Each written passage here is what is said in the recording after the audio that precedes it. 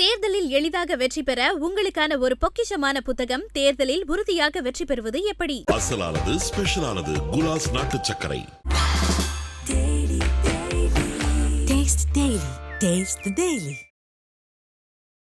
Summons கொடுக்கறதுனாலயே ஒருத்தர் accused ஆக முடியாது. சமன்ஸ் வந்து ரெண்டு ஆஸ்பெக்ட்ல கொடுப்பாங்க. ஒன்னு விட்னஸ்க்கும் கொடுக்கலாம் சமன்ஸ், நீங்க அக்யூஸ்டுக்கும் கொடுக்கலாம். அக்யூஸ்டா கொடுக்குறாங்களா விட்னஸா கொடுக்குறாங்களான்ற கேட்டகரி பிரிக்கிறது பிஎன்எஸ்எஸ் இருக்கு. இன்டர்ஃபியரன்ஸே இருந்தாலும் கேஸை ரெஜிஸ்டர் பண்ணாலும் சார்ஜ் ஷீட் போட்டுக்கிறதுக்கு பல வருடங்களும் எடுத்துப்பாங்க. அப்படி இருக்கும்பொழுது கரூர் ஸ்டாம்பீட் பொறுத்த வரைக்கும் few months to few year நடக்கிறதுக்கான வாய்ப்புகள் உண்டு. சிபிஐ வந்து இதை இன்வெஸ்டிகேட் பண்றதுனால ஜூரிஸ்டிக்ஷன் இங்க இருக்கிறதுனால மேட்டர் வந்து இங்க மெட்ராஸ்ல வந்து எடுத்துக்கிறதுக்கான வாய்ப்புகள் உண்டு. சுப்ரீம் கோர்ட் பொறுத்த வரைக்கும் they are overseeing the matter through the committee. வணக்கம் சார். வணக்கம் Prabhu. Karur stampede CBI investigation போயிட்டு இருக்கு. இந்நிலையில் கிட்டத்தட்ட இது வரைக்கும் 300 பேருக்கு மேலே வந்து சம்மன்ஸ் கொடுத்து சிபிஐ அதிகாரிகள் விசாரணை பண்ணிட்டு இருக்காங்க. கரூர் அந்த வேலுச்சமைப்புறத்தில் இருக்கக்கூடிய நிறைய கடைக்காரர்களுக்கும் வந்து சம்மன்ஸ் கொடுத்து விசாரிச்சுட்டு இருக்காங்க. இந்நிலையில் தாவேகா அலுவலகத்துக்கு சில சிபிஐ அதிகாரிகள் வந்தாங்க. அங்கே வந்து 1 மணி நேரம் கிட்டத்தட்ட 1 மணி நேரம் வந்து அங்கே விசாரணை பண்ணாங்க. அந்த சிசிடிவி ஃபுட்டேஜஸ்லாம் வந்து விஜயோடைய அந்த பிரச்சார வாகனத்துக்கு வந்து சிசிடிவி ஃபுட்டேஜ்லாம் கேட்கறதுக்கு வந்து வந்தாங்கன்னு சொல்லிட்டு சிடிஆர் நிர்மல்குமார் வந்து ப்ரெஸ் மீட் கொடுத்துருந்தாரு. ஏன்னா சிபிஐ விசாரணை எப்படி இருக்கும்போது, ஏன்னா இப்போ சம்மன்ஸ் கொடுத்து ஒருத்தையாக இன்வெஸ்டிகேட் பண்ணிட்டு இருக்காங்க. இதில் வந்து தாவேகா தலைவர் விஜய் அவர்களுக்கும் சம்மன்ஸ் கொடுத்து விசாரிக்கிறதுக்கான வாய்ப்புகளாக இருக்கா? ஏன்னா இங்கே வந்து எஃப்ஐஆர் வந்து புசி ஆனந்த் அவர்கள் மீதையும் வந்து அந்த மதியழகன் இவங்க மேலாம் போட்டாங்க.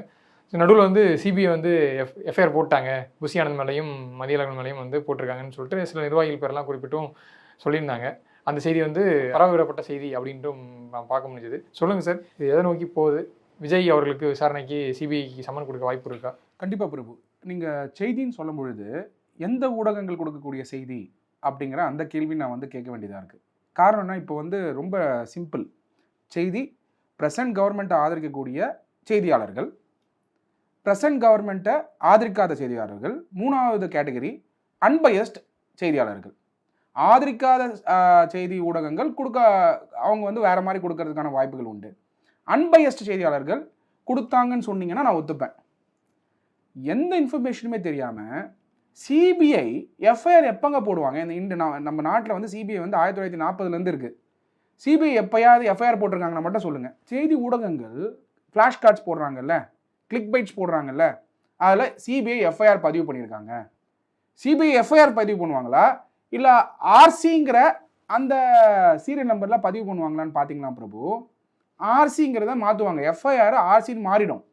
அப்போ எப்படி வந்து சிபிஐ வந்து எஃப்ஐஆர் பதிவு பண்ணுவாங்க? எப்போ சார் மாறும்? கேஸ் ட்ரான்ஸ்ஃபர் ஆன உடனேயே சிபிஐயே டைரக்டாக இன்வெஸ்டிகேட் பண்ணிட்டாங்கன்னா டைரக்டாக ஆர்சி போட்டுருவாங்க. ஸ்டேட் போலீஸ் கிட்ட இருந்து ட்ரான்ஸ்ஃபர் ஆகுதுன்னு வச்சுக்கோங்க இந்த கேஸில், அதாவது கரூர் ஸ்டாம்பீட் கேஸில். அப்போ அவங்க என்ன பண்ணுவாங்க? எஃப்ஐஆரை மாற்றி அமைப்பாங்க. பை டிஃபால்ட் மாற்றி அமைக்கும் போது கரூர் போலீஸ் ஸ்டேஷன் போட்ட கேஸ் இது. நம்ம ஊரில் போலீஸ் ஸ்டேஷன் இருந்தால் போடுவாங்கல்ல கேஸு. கரூர் போலீஸ் ஸ்டேஷன் போட்ட கேஸை சிபிஐ எடுத்துக்கும் போது எந்த எவிடன்ஸுமே இல்லாமல் போட்ட கேஸ் அது. அப்போ எடுத்த உடனேயே ஃபர்ஸ்ட் இன்ஃபர்மேஷன் ரிப்போர்ட், அது ஃபைனல் கிடையாது. அந்த இதில் வந்து போட்ட கேஸை சிபிஐக்கு மாற்றி அமைக்கும் பொழுது ஆர்சின்னு ரெஜிஸ்டர் பண்ணுவாங்க சட்டப்படி. ஸோ அதுலேயும் இந்த A1 A2 A3 mention ஆகிருக்குமா sir? First அந்த எஃப்ஐஆர்லேருந்து மைக்ரேட் ஆகணும் ஆர்சிக்கு. அதில் பை டிஃபால்ட் வந்து எஃப்ஐஆரில் யார் அக்யூஸ்டோ அதை ரிமூவ் பண்ணிட்டு ஆர்சி ஃபைல் பண்ணலாம். அதை இருக்கிற கண்டென்ட்டே போட்டுட்டு அதுக்கப்புறம் மாடிஃபை பண்ணணும். இதுதான் லா, இதுதான் ரூல். அப்படி இருக்கிற இடத்துல ஊடகங்கள் என்ன ரிப்போர்ட் பண்ணாங்க?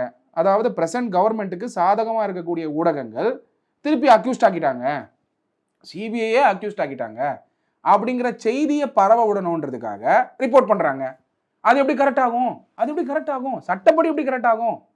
ஸோ அந்த மாதிரியான ஒரு ரூமர்ஸை வச்சு நரேட்டிவ் செட் பண்ணுங்கிறதுக்கான அந்த அஜெண்டா இருக்கும்போது தான் ஆர்சின்னு போட்டிருந்தா கூட பரவாயில்ல, எஃப்ஐஆர்னு போட்டால் அது எப்படி கரெக்ட் ஆகும்? ஸோ அப்படி பார்க்கும்பொழுது இது வரைக்கும் யார் அக்யூஸ்டாக அரைவாயிருக்காங்க சிபிஐலங்கிறது நம்மளுக்கு தெரியாது.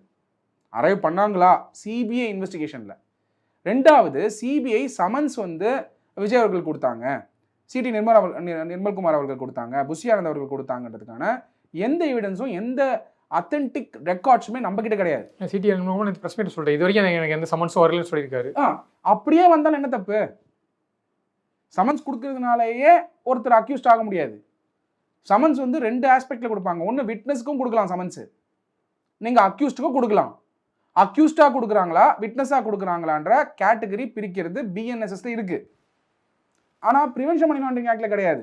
நல்லா புரிஞ்சுக்கோங்க, ஒரு சட்டம் ஒரு மாதிரி ஃபங்க்ஷன் ஆகும். இந்த சட்டம் பிஎன்எஸ்எஸ்ல இருக்கக்கூடிய ப்ரொசீஜர் தானே ஃபாலோ பண்ணுவாங்க. அப்போ சமன்ஸ் கொடுத்தா விட்னஸா கொடுக்குறாங்க, விட்னஸை விசாரிக்கிறதுக்காக சமன்ஸ் கொடுக்குறாங்களா இல்ல அக்யூஸ்டை விசாரிக்கிறதுக்காக சமன்ஸ் கொடுக்குறாங்களாங்கிறதுனால அந்த டாக்குமெண்ட்டை பார்த்து தான் நம்ம சொல்ல முடியும். சமன்ஸ் கொடுத்தா இப்போ ஒரு பத்திரிகையாளர் அங்கே இருந்திருக்காரு, கரூர் ஸ்டாம்பிங் நடக்கும் பொழுது அந்த பத்திரிகையாளருடைய ஃபேஸ் தெரியுது அந்த சிசிடிவியில். அங்கே என்ன நடந்தது, ஒருத்தர் வந்து ஷூ எடுத்து அடிக்கிறாரு, அந்த இடத்துல ஒரு பத்திரிகையாளர் வந்து யாரோ வீடியோ எடுத்திருக்காங்களா இல்லையா, அவர் கிட்ட இருந்ததுனால அவருக்கு தெரிய வாய்ப்பு உண்டு. அப்போ அவருக்கு சமன்ஸ் கொடுத்தா அந்த பத்திரிகையாளர் வந்து அக்யூஸ்டா இல்லையே, ஒரு விட்னஸ். நீங்க சமன்ஸ் கொடுக்கறதுனாலேயே ஃபிளாஷ் கார்ட்ஸ் என்ன போடுறாங்க, சமன்ஸ் கொடுத்துட்டாங்க, இன்வெஸ்டிகேஷன் ஸ்டார்ட் பண்ணிட்டாங்க. விட்னஸ் கிட்ட சமன்ஸ் கொடுத்து அவங்களை கால் ஃபார் பண்றதும் இன்வெஸ்டிகேஷன் தான், அக்யூஸ்டுக்கு சமன்ஸ் கொடுத்து கால் ஃபார் பண்ணாலும் இன்வெஸ்டிகேஷன் தான். இன்வெஸ்டிகேஷனை பண்றதுனால என்ன தவறு? சிபிஐ வராங்க, முதல் கட்டத்தில் அவங்க ஆர்கனைஸ் பண்ண மீட்டிங்னால அவங்ககிட்ட இன்ஃபர்மேஷன் எடுத்துக்கிறாங்க. உங்களுக்கு எப்படி தெரியும் ஸ்டேட்டு கிட்ட அவங்க இன்ட்ராக்ட் பண்ணலன்னு? உங்களுக்கு எப்படி தெரியும் கரூர் போலீஸ் ஸ்டேஷனில் போய் இன்ட்ராக்ட் பண்ணலன்னு? ஸோ எதுவுமே அஃபீஷியலாக சிபிஐ சொல்லாத வரைக்கும் ஸ்பெக்குலேஷனில் தான் சில ஊடகங்கள் யார் வந்து ப்ரெசன்ட் கவர்மெண்ட், அதாவது திராவிட முன்னேற்ற கழகத்தை சார்ந்திருக்கக்கூடிய கவர்மெண்ட்டை சப்போர்ட் பண்ணுறதுனால அவங்க ஃப்ளாஷ் கார்ட்ஸ் போட்டிருக்காங்க. அது வந்து நான் சிபிஐ உடைய அஃபீஷியல் கம்யூனிகேஷன் நான் எடுத்துக்க முடியாது. இப்போ நாளைக்கு சமன்ஸ் சிபிஐ கொடுக்கணும்னு நினைச்சா விஜய் அவர்களுக்கும் கொடுக்கலாம், செந்தில் பாலாஜி அவர்களுக்கும் கொடுக்கலாம், யாரெல்லாம் ஸ்பாட்டில் இருக்காங்களோ அவங்களுக்கு சமன்ஸ் கொடுத்து கண்டிப்பாக கொடுக்கலாம். இப்போ செந்தில் பாலாஜி அவர்கள் ஏன் இவ்வளோ குயிக்காக போயிட்டு ஹாஸ்பிட்டல் போனாரு அப்படின்ற கேள்வி சிபிஐக்கு இருந்தால் அவங்க கொடுக்கலாம். நெக்ஸ்ட் ஹாஸ்பிட்டலில் யார் யார் இருந்தாங்களோ அவங்களுக்குலாம் சமன்ஸ் கொடுக்கணும். நாளைக்கு எல்லாருமே அப்போ அக்யூஸ்டா? அது எப்படிங்க? ஸோ சமன்ஸ் வந்து விட்னஸ்க்கும் கொடுக்க முடியும், அக்யூஸ்டுக்கும் கொடுக்க முடியும். அதுதான் பாரதிய நாகரிக் சுரக்ஷா சன்னிதா. இதுக்கு முன்னாடி சிஆர்பிசி கிரிமினல் ப்ரொசீஜர் கோட் அதுலேயும் பார்த்தீங்கன்னா கிளியராக வந்து சிஆர்பிசிலையும் வந்து விட்னஸாகவும் கொடுக்கலாம், அக்யூஸ்டுக்கும் கொடுக்கலாம். அப்போ எதுவாக கொடுத்துருக்காங்க அப்படிங்கிறது வந்து கிளியராக வரக்கூடிய நாட்கள் ரெக்கார்ட் பார்த்தா தான் சொல்ல முடியும் பிரபு. சார் அதை தாண்டி இப்போ சிபிஐ இன்வெஸ்டிகேஷன் காமனாக இப்போ விசாரணை சமன்ஸ் கொடுத்து விசாரிச்சுட்டு இருக்காங்க. ஏன்னா இது வந்து ஒரு ஓய்வு பெற்ற உச்சநீதிமன்ற நீதிபதி மேற்பார்வையில் கீழே நடைபெறுது. ஸோ இப்போ சமன்ஸ் கொடுத்து விசாரிக்கிறாங்க, ரிப்போர்ட் ரெடி பண்ணுறாங்கன்னா இது எப்படி சார் இப்போ அடுத்த ப்ராசஸ், அடுத்த கட்ட நடவடிக்கைகள் எப்படிலாம் இருக்கும்? ஏன்னா ஒரு ஃபார்மர் ஜஸ்டிஸ் இதை வந்து மேற்பார்வை கண்டிப்பாக லார்ட்ஷிப் ஜஸ்டிஸ் அஜய் ரோஸ்திக் அவர்கள் இதை மேற்பார்ப்பாங்க. கீழே வந்து பார்த்தீங்கன்னா 2 ஐஜி இருக்காங்க, சீனியர் லெவல் இன்ஸ்பெக்டர்ஸ் இருக்காங்க, ஆஃபீஸர்ஸ் இருக்காங்க, போலீஸ் அஃபீஷியல்ஸ் இருக்காங்க. அப்போ இது அது மட்டும் இல்லாமல் கமிட்டி செட்டப் பண்ணி தான் சிபிஐ இன்வெஸ்டிகேஷன் மேற்பார்வை பார்க்குறாங்க சுப்ரீம் கோர்ட்டே. அப்போ 2 லெவல் ஆஃப் அத்தாரிட்டிஸ் பார்க்குறாங்க. ஒன்று ஜுடிஷியல் இன்டர்ஃபியரன்ஸ் இருக்குது, 2வது கமிட்டி இருக்குது இண்டிபெண்டன்ஸ்க்காக, 3வது சிபிஐ இன்வெஸ்டிகேட் பண்ணிட்டு இருக்காங்க. எங்கேயுமே டைம் லைன் குறிப்பிடல சுப்ரீம் கோர்ட். டைம் லைன் குறிப்பிட முடியாது இன்வெஸ்டிகேஷனுக்கு, ஏன்னா இட்ஸ் அ லார்ஜ் கேதரிங், நிறைய ஆங்கிளில் இன்வெஸ்டிகேட் பண்ணணும். நெக்ஸ்ட் சிபிஐ வந்து one of the finest institution, அவங்க வந்து அன்பயஸ்டாக இண்டிபெண்ட்டாக இருக்கக்கூடிய ஒரு ஆர்கனைசேஷன். ஸோ இது வரைக்கும் சுப்ரீம் கோர்ட் எந்த ஒரு இன்வெஸ்டிகேஷனுக்கு வந்து நீங்கள் வந்து ஒரு 3 months ரிப்போர்ட் சப்மிட் பண்ணுங்க, 4 months டைம்லைன் குறிப்பிட முடியாது. பட் அது வந்து கன்ஸ்ட்ரெயின் ஆன் இன்வெஸ்டிகேஷன். அதுக்காகவே ஒரு இன்வெஸ்டிகேஷன் ரிப்போர்ட் ரெடி பண்ணணும்னு சொன்னால் அப்போ அவங்க எவ்வளோ ப்ரெஷரில் இருப்பாங்க. அதனால் ஃபேர் இன்வெஸ்டிகேஷன் வேணுன்றது தான் நம்மளோட பாயிண்ட். அப்போ ஃபேர் இன்வெஸ்டிகேஷனுக்கு வந்து அவங்க எடுத்துக்கூடிய டைம் எடுத்துப்பாங்க. இப்போது இதே கேள்வி நீங்கள் போலீஸ் டிபார்ட்மெண்ட்டில் போய் கேட்க முடியுமா? சார்ஜ் ஷீட் எப்போ போடுவீங்க, எஃப்ஐஆர் ஃபைல் பண்ணியிருக்கீங்க, இப்போது நம்ம கே நேரு அவர்களுடைய கேஸை பற்றி பேசிகிட்டு இருந்தோம், எப்போ எஃப்ஐஆர் போடுவாங்கன்னு நீங்கள் கேட்க முடியுமா? ஸோ இன்வெஸ்டிகேஷனுங்கிறது டைம் பவுண்ட் மேனரில் அந்தந்த டிபார்ட்மெண்ட் பண்ணக்கூடிய ஒரு ப்ராசஸ். அதில் நம்ம இன்டர்ஃபியர் பண்ண முடியாது. No one, we cannot interfere. ஏன்னா அவங்களுடைய இன்னரண்ட் பவர்ஸ். இன்டர்ஃபியரன்ஸே இருந்தாலும் கேஸை ரெஜிஸ்டர் பண்ணாலும் சார்ஜ் ஷீட் போட்டுக்கிறதுக்கு பல வருடங்களும் எடுத்துப்பாங்க.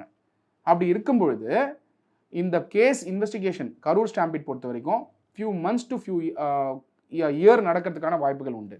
Let us B practical. இது வந்து ஒரு 15 நாளில் 1 மாதத்தில் நம்ம எதிர்பார்க்க முடியாது. It will take time.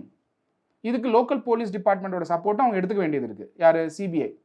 அதனால் இட் வில் டேக் டைம்ன்றது என்னுடைய பெர்ஸ்பெக்டிவ். ஸோ இந்த ரிப்போர்ட் ரெடி பண்ணதுக்கப்புறம் அவங்க போயிட்டு அந்த ஃபார்மர் ஜஸ்டிஸ் அவங்க கீழே சப்மிட் பண்ணால் இப்போது அவங்க சில டைரக்ஷன்ஸ்லாம் கொடுத்துட்டு தான் அதுக்கப்புறம் தான் வந்து சுப்ரீம் கோர்ட்லேருந்து இது இல்லை டைரக்ஷன். சுப்ரீம் கோர்ட்டோடைய ரோல் இன்ட்ரிம் ஆர்டர் பாஸ் பண்ணிட்டாங்க, கமிட்டி செட்டப் பண்ணிட்டாங்க, கமிட்டி ஓவர்சி பண்ணுறாங்க. ஃபர்தராக சுப்ரீம் கோர்ட் வந்து ஃபைனல் ஆர்டர்ஸ் பாஸ் பண்ணுவாங்க. அது any time they may pass the order.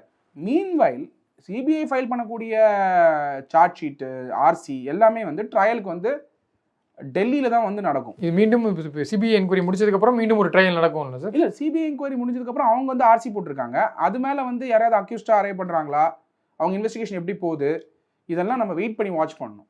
எதுவுமே அதுக்கு முன்னாடி நம்மளால கமெண்ட் பண்ண முடியாது. பட் சிபிஐ வந்து இது இன்வெஸ்டிகேட் பண்ணுறதுனால ஜூரிஸ்டிக்ஷன் இங்கே இருக்கிறதுனால மேட்டர் வந்து இங்கே மெட்ராஸில் வந்து எடுத்துக்கிறதுக்கான வாய்ப்புகள் உண்டு. சுப்ரீம் கோர்ட் பொறுத்த வரைக்கும் they are overseeing the matter through the committee. அந்த கமிட்டி தான் is overseeing the CBI. So இண்டிபெண்டன்ஸை என்ஷூர் பண்ணுறதுக்காக. ஸோ அது எப்படி நடக்குதுன்னு நம்ம பார்ப்போம். கண்டிப்பாக பொறுத்து வந்து பார்க்கலாம் சார். நேரம் ஒதுக்கி நிறைய தகவலை பகிர்ந்துட்டீங்க. நேரத்திற்கு நன்றி. நன்றி பிரபு. தேர்தலில் எளிதாக வெற்றி பெற உங்களுக்கான ஒரு பொக்கிஷமான புத்தகம் தேர்தலில் உறுதியாக வெற்றி பெறுவது எப்படி? அசலானது ஸ்பெஷலானது குலாஸ் நாட்டு சர்க்கரை. Taste the Daily.